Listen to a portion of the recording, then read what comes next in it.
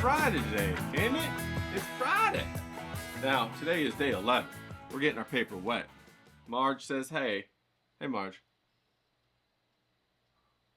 How you doing out there? How's your week been? How's everything been going? How you feeling on the inside? You check in with yourself? How's that internal locus of control? Is it a strong eye wall and a hurricane of who you are? And the channeling of your electricity and your power and your storm surge that you're pushing through your life and through other people. I tell you, quite often you'll hit other people and they'll try to reduce your storm surge, or they'll try to poke through your eye, or they'll try to put little constraints or whatever on you. And you just got to go back to the basics, people. You got to stoke that fire. Remember what that means, stoking that fire. How's your joy? How's your excitement? How's your enthusiasm? If it's low, if you pull out that little dipstick and it's low on that little, pull out the dipstick of the fire and it's low, you got to stoke it, okay? You got to do things that get you excited. Maybe it's watching an anime. Maybe it's reading a book. Maybe it's looking at some artwork. Hell, maybe it's throwing some hatchets or taking a walk. You know, sometimes that does it for me too. Going for a good surf. That'll get me back excited again and ready to go forward and take them arrows that other people are shooting at you. Okay? Now that's okay. So that's very important to keep yourself in that positive mindset, to stoke that fire, to consume things mentally that get you excited. Okay? That's what I mean when I say stoke that fire. The other thing is the opposite. You got to keep that critical eye in the hole. What's that critical eye? That's that negative self-talk, that dread, that fear, procrastination, that resistance to move forward and do what you should be doing. Do your schedule, okay? You got to challenge him in your mind. You got to say, not today, not right now. You can delay me later, delay me when I do something else. But for this next 15 minutes, for this next 30 minutes, I'm going to do what I want. I'm going to take control of my life, and I'm going to move forward like I want to, okay? Now that brings us up to the schedule. All right, what are you going to do for the 15 minutes? What are you going to do for the 30 minutes? Maybe 30 minutes is too much for you. Maybe you got a newborn baby, right? And you can only steal 15 minutes away. Well, that's okay. That's all right. Use the first 15 minutes on Monday to write down what you want to accomplish during the week. Hey, I want to do a couple of doodles. I want to do a couple of watercolors.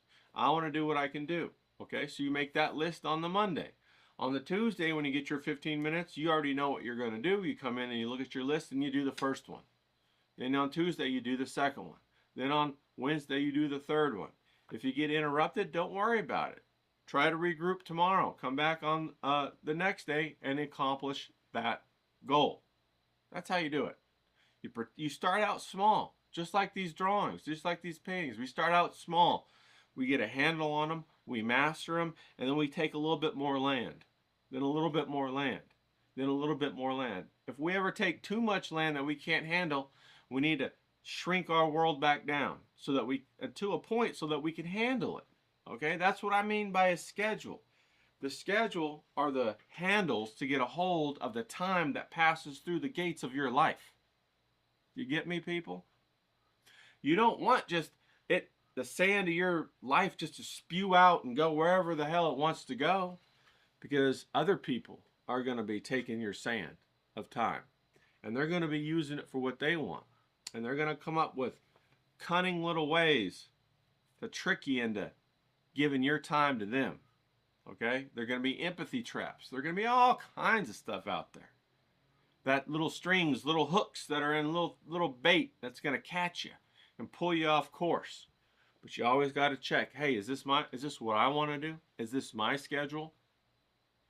Am I giving to somebody who never gives back to me? Is this just a one-way street? If it is, fuck that shit, man. You know? We talk about that all the time. Like we talked about that yesterday with dating, you know? Get rid of the illusions in your mind. Okay, people? I say this for everybody. What you want is you want somebody that compliments you. You want somebody that adores you. You want somebody that is happy to spend time with you. Hell, it could be, y'all could be going to the nicest ball, you know, black tie event. Or y'all could just be going to an old fish fry on the side of a river in Kentucky. Either way, it's fun. You enjoy your time together, and there ain't nowhere you'd rather be. That's what you're looking for, okay? So dispatch these illusions of finding somebody who's a whatever, and find somebody who reflects those things to you. The adoration, the excitement to spend time with you. You know, I was watching this video the other day, and it was about these guys had filmed their girlfriend, unknown to their girlfriend, like she's out and about, like in the day or whatever, in the city, walking across the street or whatever, or in a mall or in a restaurant or whatever, and they're filming her before she sees her boyfriend. And then when she sees her boyfriend, her eyes light up and she runs over to him. That's what you want. That's what you want right there, okay? So get rid of all these other people, and if they don't love you for you and all that kind of stuff, sure, do the work to make you the best you can be, right? But go out there, no harm, no foul if they don't like you, if they don't adore you.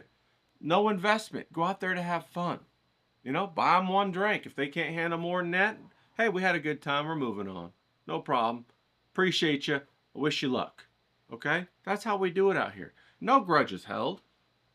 Some people don't like chocolate ice cream. They're crazy, but they don't like it. Some people don't like pistachio ice cream. Some people only like that certain kind of mint chocolate chip butterscotch, and they're weird. All right? But hey, they're out there. So let them be after what they are. But don't you go ahead and get caught up in some weird desire that you have to have a certain type of supermodel, and then you get exploited because of that, right? There's no adoration. She's not excited to see you, but she sure wants that $300 dinner. Yeah, we don't do that. And women, you're not doing yourself any favor by exploiting a man to get a $300 dinner.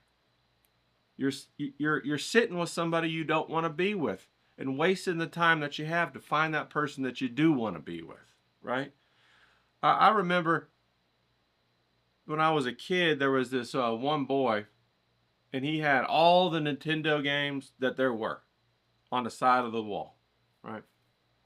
In his room. I mean, he must have been like 500 of them. And that was crazy. He had everything he could ever want. And he was a really fat kid, and nobody wanted to hang out with him. But everybody wanted to go over to his house to play them video games, right? And his mom was real sweet. She was sweet as can be, but the kid was spoiled rotten, and he was just, hard to be around.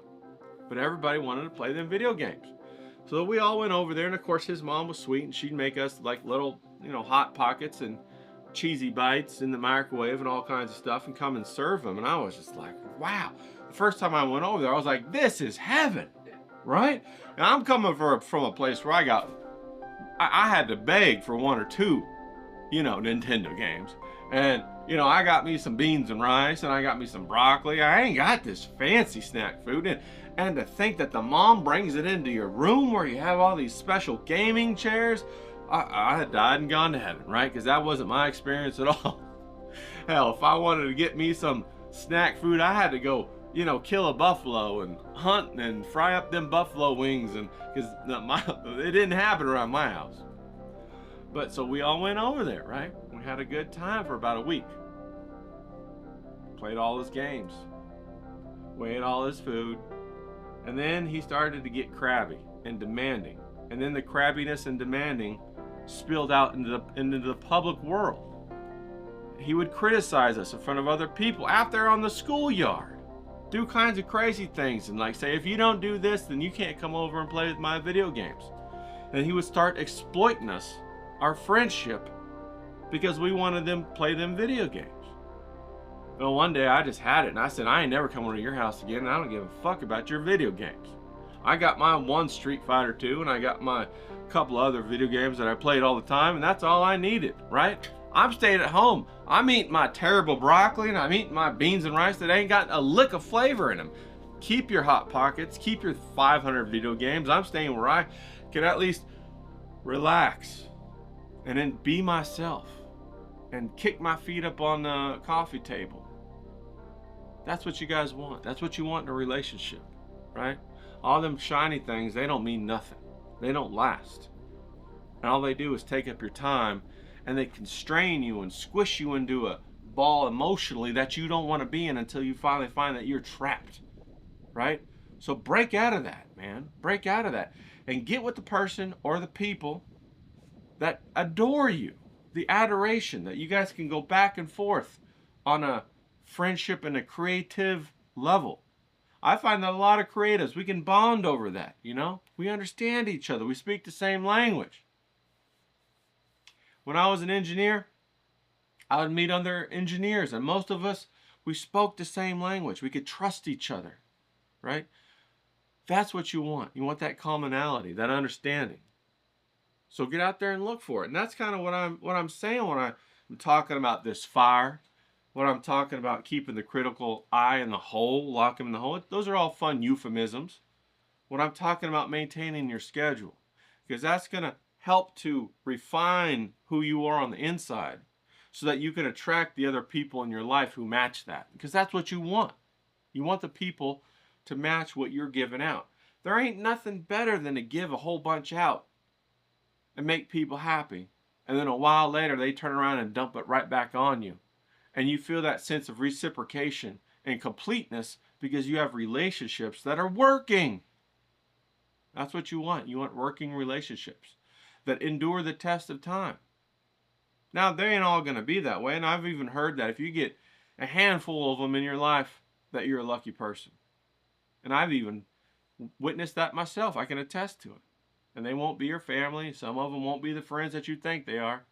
Some of them won't even show their face or their true colors for a year or two. And then that mask will slip. And then something will happen. And I ain't saying get rid of them, but I'm saying, hey, push them out to the outer circle of who you deal with. Okay? Protect yourself. All right? Protect that happiness, that joy, that purity you are, that when you were a child, you came into this world and you expressed yourself freely. And your desires are right there on your face because you didn't have to hide it out of fear of being attacked by other people for what your desires were. So think about that. That's what I'm talking about when I'm saying, how are you? That's what I'm talking about when I say, let's check in with ourselves. That's what I'm talking about when I'm saying, check the integrity of the locus of control on the inside. Okay? That's what I'm talking about. I don't mean to ramble on. Sometimes I do. Gotta take me a little sip here. Hope you get one too. All right. So enough of that. Now let's go ahead. I want to talk about real quick. I'm getting ready to mail out some of the prizes. Okay, people? Now, it's taking me a little bit because every time I add something else, I'm like, ooh, I want to add that. Ooh, I want to add that. And then it's got to be made and mailed to me. You know what I'm saying? And I'm like, oh, man, I got to wait just a little bit longer. Just a little bit longer. But I thought it'd be awesome because I like the color turquoise and aqua. And so these are the envelopes that are going to be coming in the mail. Okay? Keep an eye out. All right? Now, if you supported on this journey the first 30 days, I want you to get a prize too. So shoot me your mailing address. All right? If you haven't already done it, shoot it over to me on X. Ray is happy. Okay? Now, I don't care if the mailing address is yours. I don't care if it's a P.O. box. I don't care if it's your parents' mailing address. It could be your ex-girlfriend's mailing address if you're worried about that. Now, she's probably going to keep the prize, or you're going to have to, you know, go over there and fight her for it. I'm just saying. It could be your work address. Some people have it going to their work, and that's fine too. It could be a post office box, like I said, or, you know, hell, if you even let me know whereabouts the closest raven is, I got a whole slew of ravens out there. I'll carry them to the raven drop box, okay? You just tell me which tree it is and which state you're in, all right? Or which country you're in. I'm even sending some of these international. I got a couple going to UK. I got some going to France. I got some going to Greece. I got some going over to different parts of Asia, okay? Sending them out to some people. So if you're international and you're watching this, shoot me your address too. No big deal. It's $165 for a stamp to go overseas. I planned this out, you know. I ain't going to bleed me dry on shipping. You got to watch out for that, you know. So send me your address if you want one. I'm going to send them out here this next week when everything gets here. And I'm going to put all them packs together and send them out. Get everybody happy, okay? You repost them so that I see you got them, all right? I don't want the post office stealing these prizes. I have to go after that post office. All right. Now, tonight, I'm going to be on Professor Grass's stream at 8 p.m. Pacific Standard Time, so that's going to be 11 p.m. Eastern. Be on the lookout for that. I'll bring my tequila. We'll have a little bit of fun, all right? Okay. And then next Saturday, I don't know if I already mentioned this, I want to try and do a live stream on Saturdays at 11 Pacific. That'd be 2 Eastern. And I'm going to put it on YouTube because I want it to be recorded on YouTube so the people who couldn't come and see it can come and see it. And I want to open it up for questions so that we can answer some questions, all right? I don't want y'all to be held back or whatever because you got one question that you always forget to ask or whatever, and I never get to it, and so it's always bugging you or something. Maybe that happens. I don't know. But we're going to try to do a Saturday live stream and just have some fun. I don't know. It could get spicy in there. We could talk about all kinds of other stuff. It'd be fun, you know? I tell you, I watch these YouTubes and whatnot, and I'm just kind of like, where'd the interesting talk go? We're talking about all this old crap, all this like juvenile behavior. Where's the interesting stuff? Where's the adult talk? You know what I mean? When we talk about the things that are really interesting, right? So that's what we're going to try to do. And talk about art. Talk about how art is a metaphor or an analogy for how to refine the abstract thought of yourself and how to become a better person and enrich your lifestyle. Lift your lifestyle up. That's what we're going to talk about, all right? So, moving right along, let me get another sip. I got a question. And one of my questions was, Ray, I live in this dry area and my paper just won't stay wet. What the hell do I do? How do I know all this stuff, okay? And so what I'm going to do is I'm going to show you that when we're working with physical media, it's just as much as a lab experiment as it is as an art project, okay? Now, everybody wants to, you know, have this grand illusion that somehow artwork is this holy thing that is divinely inspired and God reaches down and it's this beautiful process and that anything you create in this process is some sort of fantastic, magical, untouchable, sacred cow. You know, it's not, okay? It's not. I like to look at artwork like it's oil. Now, bear with me now. Here, listen to what I'm going to say. You get a barrel of oil, you pump it off the ground, right? You refine that oil, okay? And then it has this, all of the bad parts of the oil settle down in the bottom of the barrel, okay? And then next in the refinement, we got the crude oil. No, the crude oil is the raw. The crude oil is the bad stuff in the bottom. Then next we got, you know, the just above crude oil that you might use to tar your street with, you know, it's gross. And then just above that, you got some gasoline, right? And then just above that, you got the really nice gasoline, right? And then just above that, you got something better, all the way to the very top where you just have a little bit of rocket fuel. There's just a little bit of rocket fuel that gets refined in that. Now that little bit of rocket fuel sitting on top is art. It's all gasoline. I mean, it's all oil. Everything we do on the paper is a form of visual communication, so it's like the barrel of oil, right?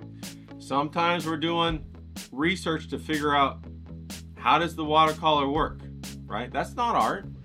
That's that oil in the bottom.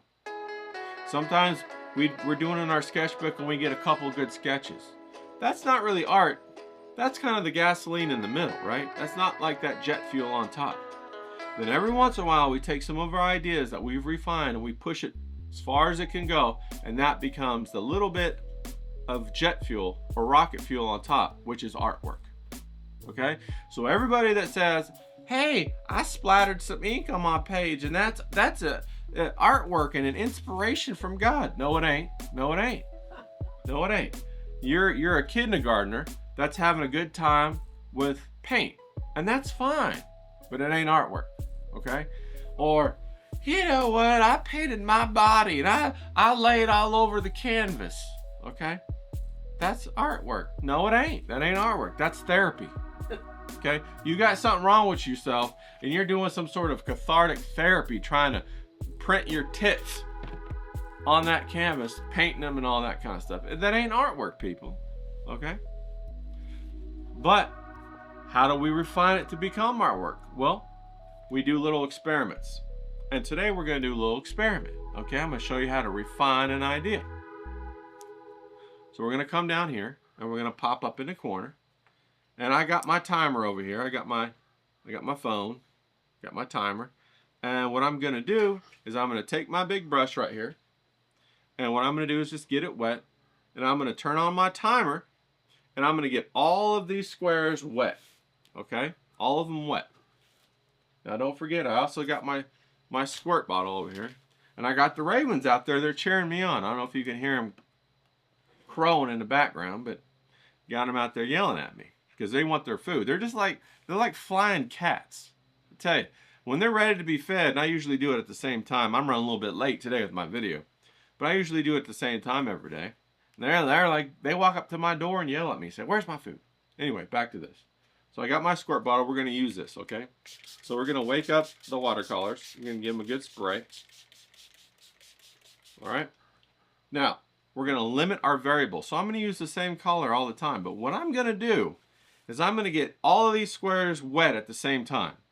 I'm going to turn on my timer, and I'm going to add paint every 15 seconds to another square. So I'm going to let it dry for 15 seconds. Move on, let it dry for 15 seconds. Move on, let it dry for 15 seconds. Move on, let it dry for 15 seconds, and so on.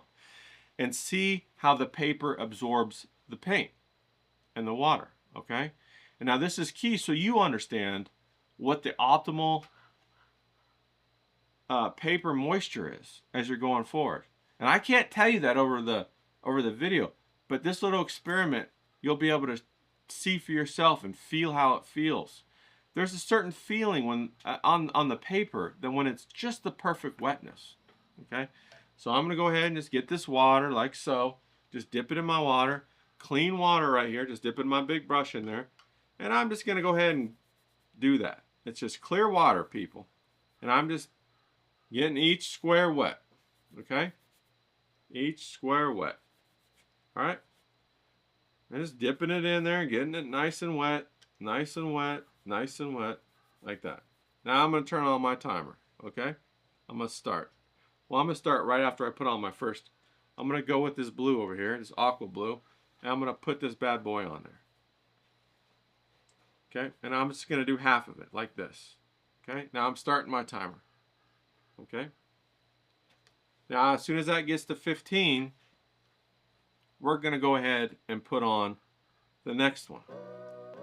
And I might speed this up or whatever, or put on some music so you can sit through it or whatever. And I just dip my brush in water, and then I dip it right into the paint like this, and we're already there. Okay. Now I'm gonna wait to the next 15.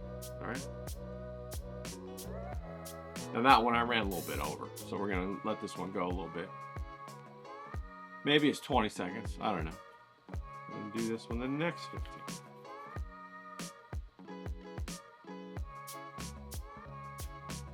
Gonna wait a little bit longer here.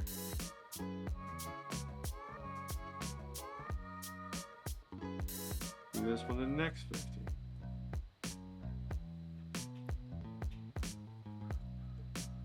Wait a little bit longer. And you want to do this. You want to experiment. You want to create different experiments if you're having trouble with your watercolor or your paint or whatever, in order to understand how to manipulate the physical media better. Because if you just keep doing it over and over and over without learning how sensitive that you have to calibrate yourself, then it's not going to work. You're going to have the same problems over and over and over again. Okay? Now, I've did them all. Okay? We can come down here and look. So, we're over here looking at this watercolor, and we're looking up here. Now, none of these are wrong, and none of them are right. Okay? Because you want to know which context you're going to use them in. Okay, people? You want to know. Now, look at the effect of this one. The pigment does not stay because there's so much water. It runs all the way to the bottom. This one, just a little bit of pigment stays. Okay? Now, this one has a nice saturated effect. In fact, if I wanted to, this one is prime for me to do some of those splashes of water like so, and it'll react very nicely. Okay? This one as well did very nicely. This one did very nicely. Okay? me go ahead and just soak up that water right there. And then this one was a little bit too dry. And this one right here. So what we can do is we can go ahead and take our water bottle and just spray it once. And it'll come back to life and it'll saturate just fine. Right? And that's how you control the moisture. Look how nice that texture is right there from the water bottle. It's perfect. Right? So it was just a little bit too dry. And we added a spray from the spray bottle. And it made a really nice effect. Now, when we're building our paintings, we have to remember how the watercolor reacts. Okay? And so we can utilize this. This would be great in backgrounds. This would be great in backgrounds. This would be good in the midtones. This would be great in the foreground because it has that nice hard edge texture. This has, wait, let me put it up here. This has the hard edge texture. This has the soft edge texture. Can you see the difference? The harder, the droplets are much harder, the edges here, and they're much softer here. Okay? Now, all of these things, when I say things, I mean all of these different textures are your tools to create any kind of artwork you want. If somebody did a fantastic galaxy yesterday, fantastic. Can't you see how the different parts of these textures will look just like a galaxy? Can't you see that? And you use different ones at different times. Maybe you lay in this one first. Maybe the second layer has this third one. Maybe the fourth layer has this one. But basically, that's how you create an experiment in order to get the handle on a problem that you're having with moisture. Now you can do these experiments. All right, come up to camera. Now you can do these experiments with value. You can do these experiments with color, and you can do these experiments with composition. Okay, people?